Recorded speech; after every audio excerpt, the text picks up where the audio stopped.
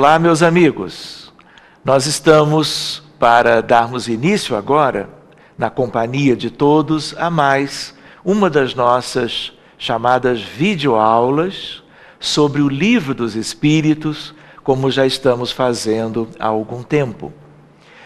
Nós estávamos, da vez anterior, examinando a primeira parte, ou o primeiro capítulo de O Livro dos Espíritos. E agora nós vamos seguir na altura em que paramos. Estávamos vendo a questão relacionada à pergunta de número 8, provas da existência de Deus ainda. E nesta pergunta, como talvez vocês possam se lembrar, nós estávamos vendo a pergunta em si que diz: que se deve pensar da opinião dos que atribuem a formação primária a uma combinação fortuita da matéria ou por outra ao acaso? Vimos isto há pouco, e a ideia que a espiritualidade então logo de imediato responde: que absurdo! Que homem de bom senso pode considerar o acaso um ser inteligente? E demais, que é o acaso? Nada. Esta é a opinião da espiritualidade. Então, se nós estamos agora com muito mais razão, conhecendo melhor a realidade do universo, mesmo que ainda pelos caminhos da ciência, a realidade material do universo, que é importantíssima, mas é apenas uma das suas expressões, nós, diante dessa complexidade, dessa vastidão, nós podemos, ainda com mais razões, entendermos que por trás disso tudo não poderia existir o mero acaso, como, aliás, alguns cientistas pensam até hoje. E a espiritualidade, lá no século da codificação, que é o século XIX, nos deixava claro, para o nosso exame, para o nosso estudo, a ideia de que tudo o que conhecemos e tudo o que vamos conhecer no futuro, de acordo com a nossa evolução espiritual, se remete à figura sublime de Deus, o Criador, o supremo arquiteto do universo, Criador de todas as coisas. Muito bem, Allan Kardec, ainda no final da pergunta, ele coloca assim: a harmonia existente no mecanismo do universo patenteia combinações e desígnios determinados e, por isso mesmo, revela um poder inteligente. Atribuir a formação primária ao acaso é insensatez, pois que o acaso é cego e não pode produzir os efeitos que a inteligência produz. Um acaso inteligente, claro, já não seria acaso. Vale a pena nós nos lembrarmos, servindo apenas como um complemento, uma vez alguém perguntando a Albert Einstein a respeito, vamos dizer, de Deus e do acaso, ele tem uma frase que é uma frase conhecida: eu jamais poderia imaginar Deus jogando dados com o universo.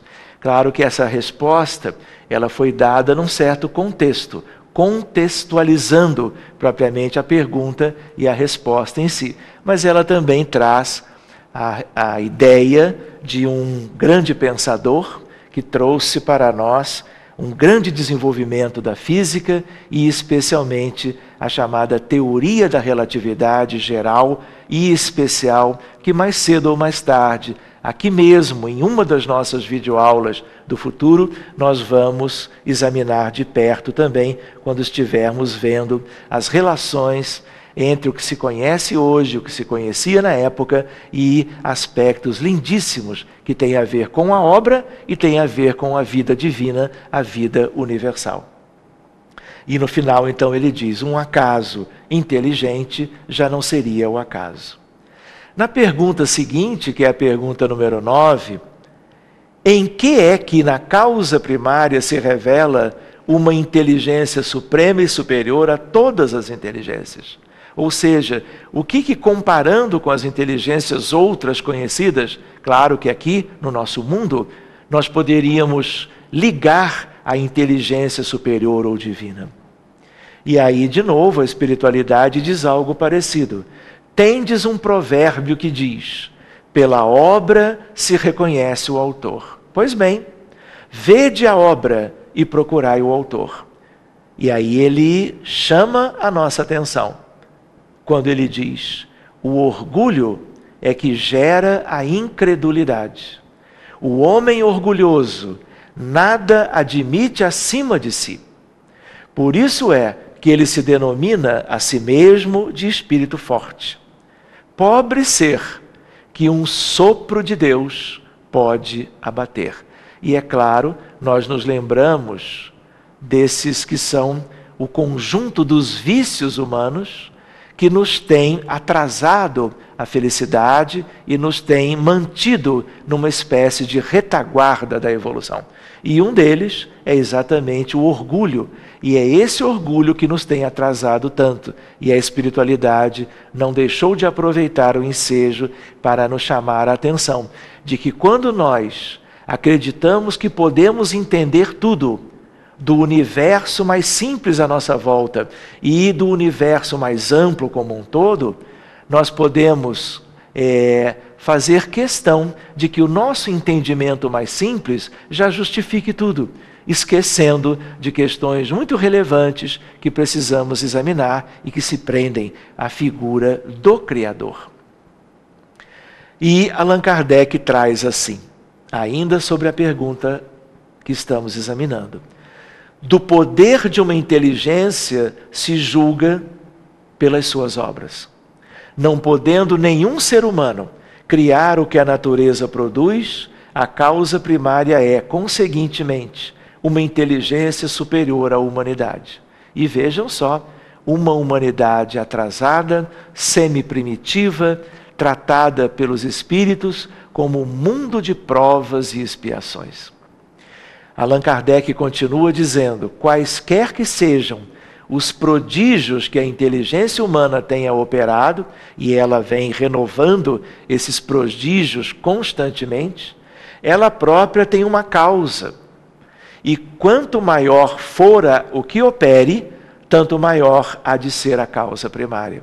Até comparativamente, nós podemos usar aquilo que a espiritualidade trouxe para entendermos, então, relacionando o todo da criação à figura do Criador. Aquela inteligência superior é que é a causa primária de todas as coisas, seja qual for o nome que lhe deem. E o nome Deus é o nome, claro, mais difundido, mais conhecido e que permanecerá propriamente em todas as expressões humanas. Quando se trabalha a questão ainda no primeiro capítulo sobre os atributos da divindade, nós vamos ver a pergunta número 10. Pode o homem compreender a natureza íntima de Deus? E a espiritualidade responde o que nós já podíamos antever: não, falta-lhe para isso o sentido. Ou seja, no fundo ainda falta para nós muito. Se nós perguntarmos para certos espíritos, aqueles que, de certa maneira, se comunicam com o ser humano encarnado através das expressões mediúnicas, eles mesmos, mesmo que sejam grandes cientistas no mundo espiritual, filósofos de renome, é claro que eles já entendem mais e melhor do que nós, porque a mente deles já é muito mais dilatada e tem uma visão mais longínqua, mais profunda de tudo, das coisas e da criação. Então, o entendimento disto tudo, eles estão nos passando na própria obra. Mas a ideia qual é? Progresso espiritual no campo da ciência, da filosofia e do conhecimento religioso ou moral é que vai permitindo que nós tenhamos uma ideia melhor daquilo que é propriamente a natureza íntima de Deus. E ainda estamos muito longe. E por isso estamos examinando com os elementos simples e modestos que nós já possuímos. Mas ainda temos, claro, que uma longa caminhada, não só para o entendimento a respeito de Deus, como também para, através da evolução, nos aproximarmos cada vez mais do Criador. Lembrando ainda aqui a ideia que Jesus nos legou e nos deixou quando ele disse: eu e meu Pai somos um, nos mostrando até que ponto a figura de um espírito crístico, o guia e modelo da nossa humanidade por evolução espiritual, vamos dizer, a patamares impensáveis para a nossa humanidade, ele pode atestar e dizer, quando afirma desta maneira, como ele está inteirado das questões divinas, e é um caso superlativo da questão que está examinada ali na pergunta número 10, quando os espíritos dizem, realmente não, porque nos falta o sentido, faltam elementos para que alcancemos isto. Na pergunta número 11 da obra, nós vamos ver, será dado um dia ao homem compreender o mistério da divindade? Por que mistério? Porque nós estamos muito aquém de compreendê-lo. Quando não mais tiver o espírito obscurecido pela matéria, sugerindo para nós que a matéria e o materialismo como que nos distanciam de uma compreensão melhor. E isto será algo que superaremos quando tivermos feito evolução espiritual. Quando pela sua perfeição se houver aproximado de Deus, ele, o ser humano, ele o verá e compreenderá. Coisa que, claro, já é realidade para incontáveis espíritos que vivem a vida universal distantes nas alturas da evolução moral, se comparados com aquilo que nós temos na realidade dos espíritos que aqui vivemos. E Allan Kardec diz assim, a inferioridade das faculdades do homem não lhe permite compreender a natureza íntima de Deus. Na infância da humanidade, o homem o confunde muitas vezes com a criatura, cujas imperfeições lhe atribui, ou seja, uma comparação do Criador com o próprio homem, por exemplo, com a ideia da criatura humana. Mas à medida que nele se desenvolve o senso moral, seu pensamento penetra melhor no âmago das coisas. Então, faz ideia mais justa da divindade e, ainda que sempre incompleta, mais conforme à sã razão. É curioso porque todo esse estudo a respeito de Deus, ele tem cada vez uma importância maior, porque ele nos remete a questões espirituais, a ideia de dias difíceis, penosos, que a nossa humanidade vive hoje. E a figura de Deus nos dá a noção da paternidade divina, a ideia de que tudo tem um porquê, a ideia de que o próprio sofrimento e as limitações humanas são naturalmente explicáveis, para que tenhamos esperança e fé na vida futura, remetendo a nós mesmos e a todos aqueles que nos acompanham a marcha evolutiva nas sendas do porvir, o que significa evolução e felicidade espiritual. Na pergunta número 12, ainda nos atributos, embora não possamos compreender a natureza íntima de Deus, podemos formar ideia de algumas de suas perfeições? E aí ele diz, os espíritos, no caso, alguém em nome de todos, de algumas sim. O homem as compreende melhor à proporção que se eleva acima da matéria, entrevê-as pelo pensamento, mesmo encarnados. O nosso pensamento pode voar, vamos dizer assim, remetendo a nossa alma, porque a nossa alma está onde os nossos pensamentos estão. Aprendemos isto com o Livro dos Espíritos e Allan Kardec e aqueles que ditaram a obra. De tal maneira que podemos estar jungidos às questões da encarnação, mas ainda assim podemos adejar aos ares da criação e podemos, pelos voos estes, vislumbrarmos questões que talvez há séculos atrás nós não podíamos fazer pelas nossas limitações maiores do que as de hoje. Na pergunta número 13, quando dizemos que Deus é eterno, infinito, imutável, imaterial, único, onipotente, soberanamente justo e bom, temos ideia completa de seus atributos? É Allan Kardec perguntando aos espíritos. E eles respondem: do vosso ponto de vista, sim, porque credes abranger tudo. Mas essa lista de aspectos ligados a Deus, ela é limitada. Mas na condição que era daquela época e é praticamente a mesma hoje em dia, nós podemos já ter uma ideia muito melhor do que tínhamos antes disso. E aí ele diz, complementando: sabei, porém, que há coisas que estão acima da inteligência do homem mais inteligente, as quais a vossa linguagem, restrita às vossas ideias e sensações, não tem meios de exprimir. A razão, com efeito, vos diz que Deus deve possuir um grau supremo, em grau supremo essas perfeições. Porquanto, se uma lhe faltasse, ou não fosse infinita, já ele não seria superior a tudo, não seria, por conseguinte, Deus.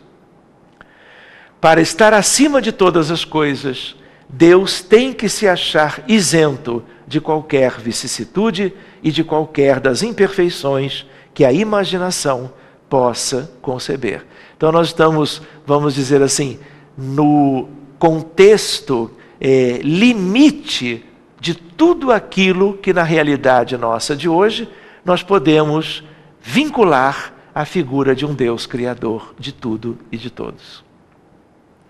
Nesses atributos da divindade, nós vamos passando eles todos em revista, não são muitos, e nós nos prendemos àqueles da própria lista da pergunta do codificador. Deus é eterno. Se tivesse tido princípio, teria saído do nada, ou então também teria sido criado por um ser anterior. É assim que, de grau em grau, ou de degrau em degrau, remontamos ao infinito e à eternidade. Deus é eterno. É imutável. Se estivesse sujeito a mudanças, as leis que regem o universo, como que divinas, nenhuma estabilidade teriam. É imaterial.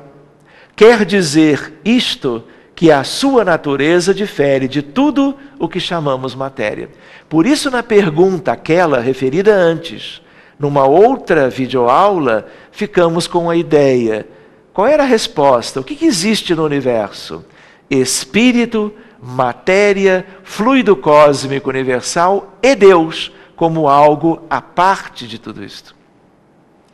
Quer dizer que a sua natureza difere de tudo o que chamamos matéria. De outro modo, ele não seria imutável, porque estaria sujeito às transformações da matéria. É único. Se muitos deuses houvesse, não haveria unidade de vistas, nem unidade de poder na ordenação do universo. A ideia, portanto, que foi como que vivida na história do pensamento e das filosofias, a ideia de vários deuses, a ideia de deuses para diversas questões das questões humanas, e o valor do monoteísmo e, portanto, a visão de um Deus único, como nós estamos examinando, tão bem contemplado no início do livro. É onipotente, ele o é, porque é único. Se não dispusesse do soberano poder, algo haveria mais poderoso e tão poderoso quanto ele, que então não teria feito todas as coisas. As que não houvesse feito seriam obra de outro Deus. Portanto, é soberanamente justo e bom.